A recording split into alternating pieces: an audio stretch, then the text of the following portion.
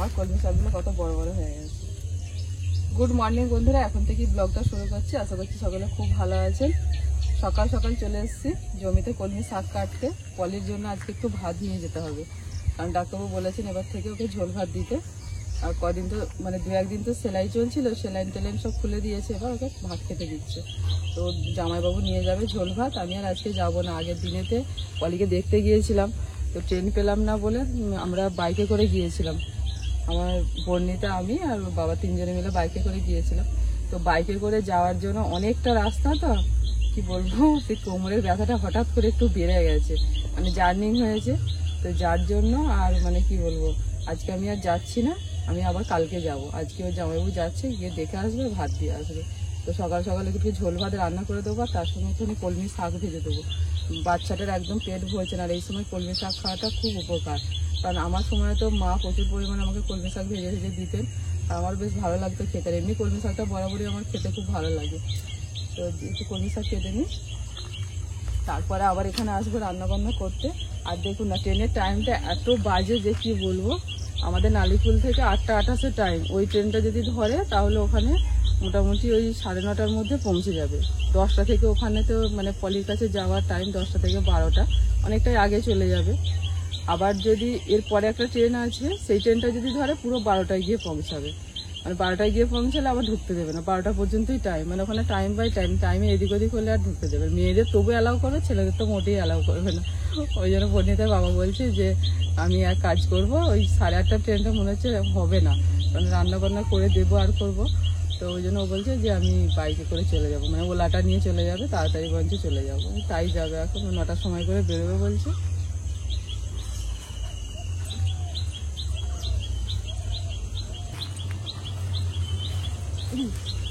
কত বড় একটা ইঁদুর গো, কিন্তু পাট শাকের ভিতরে ঢুকেছিলেন।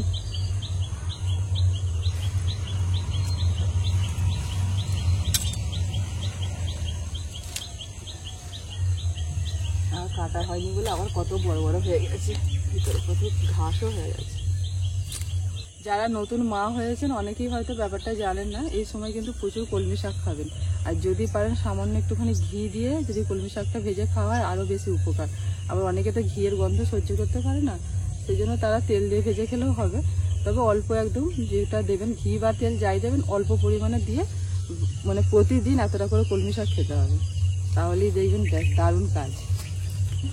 এই সময় মা যত ভালো মন্দ খাবে, শাক টাক সবজি, তত বাচ্চারাও কিন্তু পেট ভরবে। সকাল থেকে প্রচন্ড রোদের তাপ, এখন সকাল 6টা বাজে। বাপরে, রোদ যা দিয়েছে, আর তো কিছুক্ষণ পরে বাইরে বেরোনোই যাবে না। কয়েকদিন আগে বেশ ওয়েদারটা ভালো হয়ে গিয়েছিল, তো মানে বৃষ্টি ফিষ্টি হয়ে, কালকেও বৃষ্টি হলো হঠাৎ করে, 2 পশলা বৃষ্টি হলো 5 মিনিটের জন্য, দিয়ে থেমে গেল। আমরা যেদিন নিয়েতে বেড়াতে গেলাম কলকাতায়, হ্যাঁ সেদিন ওয়েদার ঠিকঠাক ছিল, দারুণ ওয়েদার ছিল, দারুণ। চলো চলো, আবার রান্না বান্না করে দেবে, নাহলে আবার এদিকে গোলমাল হয়ে যাবে। দেখো বাদাম গাছগুলো দেখো, বাদাম গাছ তো ঘুরে করে দেবে। আর মাসখানেক, 1 মাস হলে হয়ে যাবে। বৈশাখ মাসটা গোটা যাবে, তারপর জ্যৈষ্ঠ মাসের শেষের দিকে উঠবে। 3 মাস লাগে, চৈত্র মাসটা গেছে।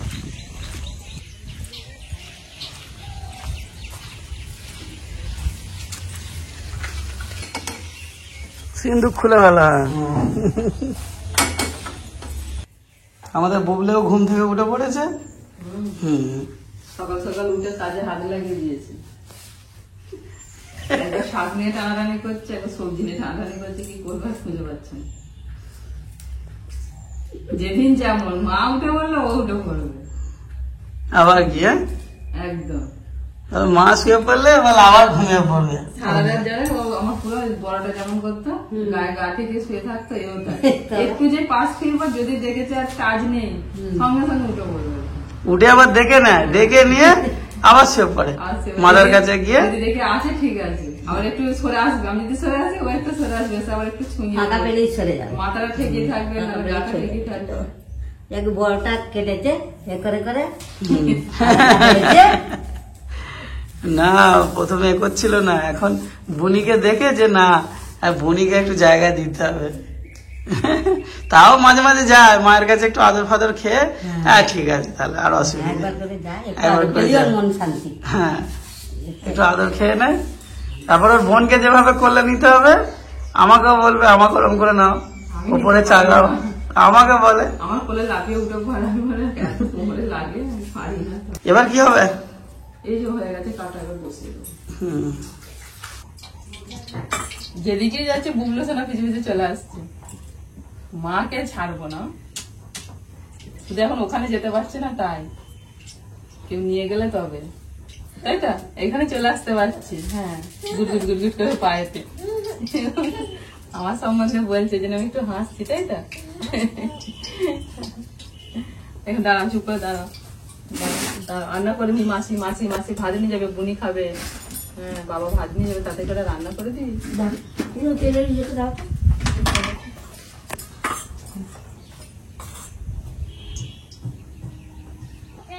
এই দু একদিন হলো রং শেষ হয়েছে, বাড়ি রং বলতে এই যে সব পাইমার করা হয়েছে, আর সেই জন্য তো ওই চারদিকে সব একদম অগোছালো হয়ে আছে। যেদিকে যা ছিল সব ওই সামসেটের উপর সব অনেক কিছু তোলা ছিল, সব নামানো হয়েছে, এখনো গুছানো হয়ে ওঠেনি। তো একেবারে গুছাতে হবে চারিদিকে।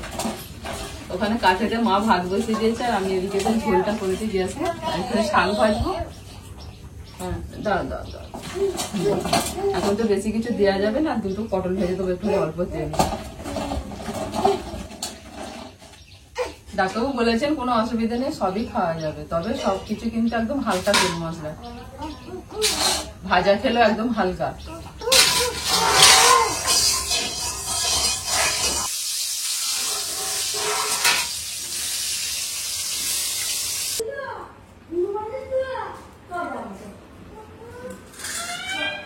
সব ভালো করে ভেজে দিয়েছি, ঠিক আছে। সাবধানে যাবে আস্তে আস্তে।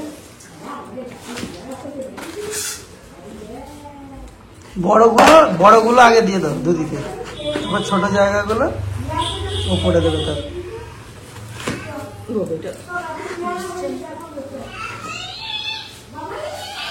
কি করছে বুবলা, কি করছে? গল্প শুনছিল দিয়ে মা এসেছিল ঘরে, মায়ের গলা পেয়ে গেছে না বলা না, ওই ধুম ধুম পায়ে ধরেছে। ও তুমি মায়ের রুনুক ঝুনুক আওয়াজ পেয়ে গেছো?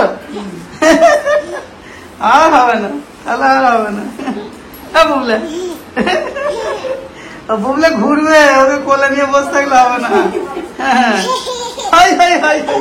হনুমানের গল্প বলছিলাম, শুনছিল, শুনতে শুনতে মাটুগুলা ডেকে ফেলেছে, ব্যাস সব গোলমাল। আর শুনবে না হনুমান, আর শুনবে না হনুমান।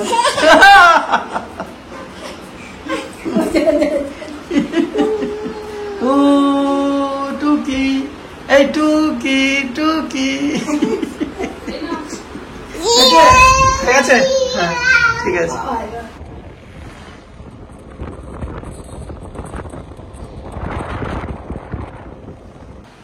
সে লেগেছে সকাল থেকে রান্না করতে লেগেছে। হ্যাঁ আমাকে সকালেই বললো যে মাছ এনে দাও, যাবো। কি করছে, ঘুমাচ্ছে খুব?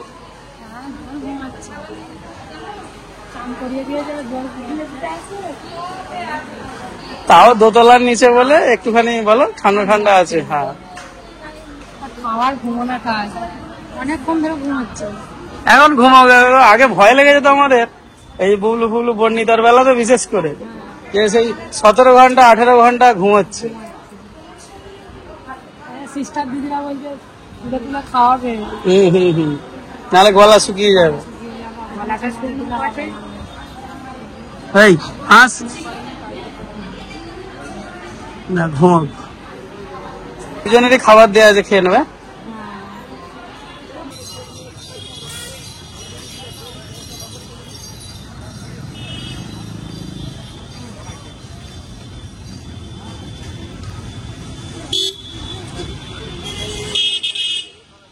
পলির মায়ের খাওয়া দাওয়া হয়ে গেছে, তো আমি এবার বাড়ি ফিরি, দেখি ওদিকে সব কি করছে, আমার বুবলু বর্ণিতা সব কি করছে।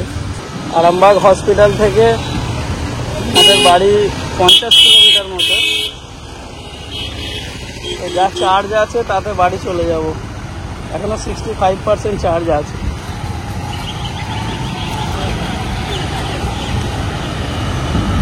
প্রচন্ড রোদ আজকে, প্রচন্ড রোদ, গরম।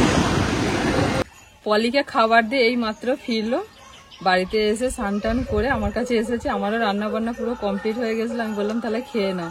সেই সকালবেলা খেয়ে গিয়েছিল। ওই পলির জন্য যে ঝোল ভাত বানিয়েছিলাম, ও বললো যে মুড়ি টুড়ি আর খাবো না, তাহলে আমাকে একটু ঝোল ভাত দিয়ে দাও। ওই ঝোল ভাত একটুখানি খেয়ে গিয়েছিল, দিয়ে তারপরে তো বাড়িতে এসে আবার এই জন্য তাহলে এখানে রান্না হয়ে গেছে, এখানেও খেয়ে না। তো কি করছে গো পলি? খেয়ে তো একদম এখন একটু ভালো আছে আগের থেকে। আর পুচকেটা কি করছে আমাদের?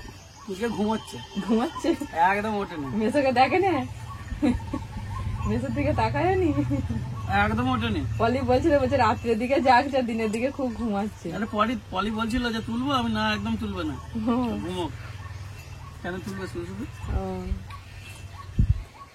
এই এই হসপিটালেতে আর মোটামুটি 2-3 দিন পরে পলি ছুটি হবে বলো। এই হসপিটালের নিয়েও 7 দিন, নার্সিং হোমে হলে তখন বাড়ি চলে আসতো।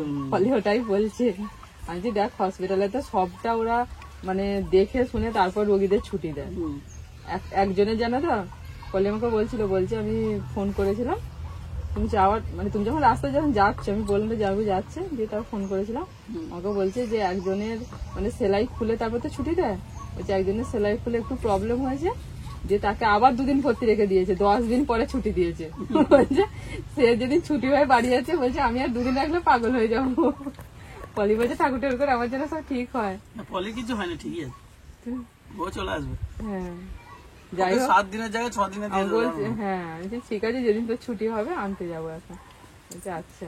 যা প্রচন্ড রোদের তাপ, মানে কিছু বলার নেই। জাস্ট সকাল 6টা থেকে যে শুরু হচ্ছে, এখন সে বিকেল 4টে পর্যন্ত একদম সমান রোদের তাপ, মানে থাকা যাচ্ছে না। এতটুকু 5 মিনিট রোদেতে গিয়ে দাঁড়ানো যাচ্ছে না। বর্ণিদার বাবা রোদ থেকে এসে 10 মিনিট পাখার তলায় বসেছিল, তারপরে স্নান টান করলো, তারপরে আমার কাছে এসে বলছে আমি এসে অনেকক্ষণ পাখার তলায় বসেছিলাম, তারপরে স্নান করেছি। আর বর্ণিতার বাবার এমনি একটুখানি রোদ সহ্য হয় না, ও রাত্রের দিকে সারা রাত, ওকে কিছু কাজ দিন ও সারা রাত ধরে কাজ করবে, কিন্তু রোদেতে ও থাকতে পারে না। রোদেতে গেলেই ওর প্রচন্ড মাথার যন্ত্রণা হয়। আর ওই জন্য শালি সেই চিন্তাই করছে, আমাকে বলছে কি করতে জামাইবাবুকে পাঠালি খাবার নিয়ে, আমাকে তো রাজু দিতে আসতে পারতো।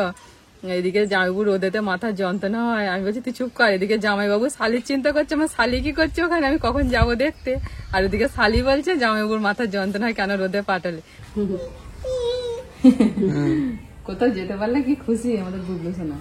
যেই দেখেছে মা কাপড় পরেছে, ব্যাস 2 হাত বাড়িয়ে এমনি কান্না শুরু করে দিয়েছে। তোমার কান ফাঁকা কেন? আর বলো না, এমন কানে ব্যথা হয়ে গেছে, সে কানেগুলো পরেছিল, দিয়ে কানেগুলো যেন খুলে দিয়েছে। একটু ব্যথাটা কমুক তারপর পরবো। চলো রেডি। বুবলু সোনা চুলটা তাহলে আজরে দাও শুধু। ও বুবলু চুল ঠিক আছে, ঠিক আছে, হাতে করে হ্যাঁ হ্যাঁ, ও নিজে আঁচড়ে নিচ্ছে না, যদি পরে না। জল নিয়েছে জল? জল নিয়েছে। কোথায় এসছি আমরা? কোথায় বেরু করতে? যেখানে আছে মায়ের সাথে তো এসেছি। টাটা, যা দেখছি সব টাটা, সব টাটা। তো কয়েকদিন ধরেই ভাবছিলাম আসবো, সময় আর হয়ে উঠছিল না। কিছু বাসন টাসন কিনতে এসেছি, আর এই কাকুর দোকানে আমরা সবসময় কিনে থাকি। কাকু ঠিকঠাক দামও নেন। দেখি 2-4টে বাসন টাসন নিয়ে, বাসন টাসন কম পড়ে যাচ্ছে আমার। হয়ে যাবে, দেখে 1 কেজি চালের কিছু বলছি। আর একটা স্টিলের কড়া দেয়। কি করছে সব? দাদা বলবে সব বের করছি, এখানে কাজ করে সব বের করছি, দেখো না কাপ টাপ সব যা পাচ্ছি বের করছি। চলো আমাদের নেওয়া হয়ে গেছে, চলো চলো। আয় টাটা করে দাও, টাটা। টাটা দু হাতে টাটা। টাটা। এই যে দেখুন হাড়ি করে মাথা খারাপ করে দিয়েছিল, ঠিক আছে। 1 কেজি চাল হাড়ি, এটা শক্ত আছে, হাড়িও আছে। এইটাই নিয়েছে দুধ জাল দেওয়ার জন্য, ঠিক আছে। খুশি?